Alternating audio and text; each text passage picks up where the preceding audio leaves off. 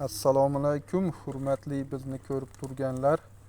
Bugun sanamiz 29-dekabr, dushanba kuni 2025-yil. 2 kundan keyin yangi yil, inshaalloh. Yangi yil, yangi rejalar, yangi maqsadlar.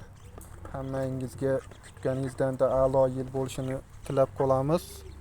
Bugun havo quyoshli bo'lganligi uchun jo'jalarimiz, aniqrog'i endi bular tovuqlar, xudo xolasa tovuq desa bo'lardigan bo'lib qolishdi. Tashqariga chiqarganmiz va mana video qilyapmiz. Bu jo'jalar 6 dona qoldi. Katta ishda davom etishyapti.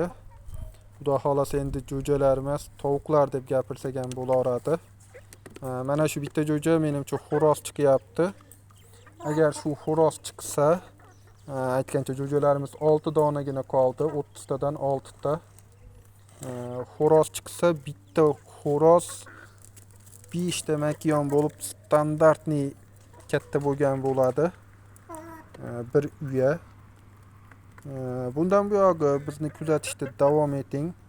Inshaalloh yangi videolarimiz endi tez chiqib turadi.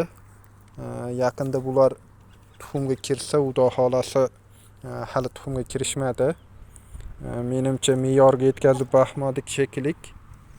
Tovuqlarni tuxumga kirib, keyin kurki bo'lsa, xudo xolasa bularga zottor tovuqlarni ham, jo'jalarni ochirish niyatidamiz. O'sha oldingi videolarda aytganday.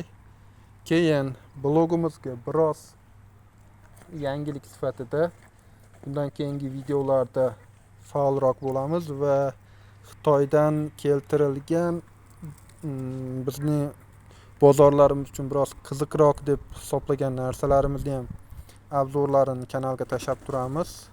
Like va podpiska bilan bizni qo'llab turinglar.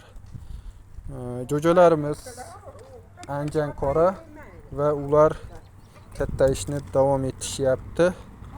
Mana o'sha mashhur sariq jo'jamiz ham kelib qoldi. Tanidinglar, oldingi videolarda tanishlik bo'lish uchun bitta shu jo'jani qayta ta'kidlab alohida eslatardim. Mana 6 tasi, mana shu hammasi hozir standartniy to'plandi. Qaranglar, deyarli bular tovuq bo'lib ketdi-da. Endi jo'ja ham deyishga noqulay, bular xudo xohlasa tovuqlar endi. Hammangizga kelayotgan yil muborak bo'lsin.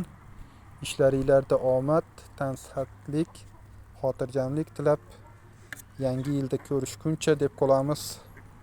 Rahmat e'tibor uchun.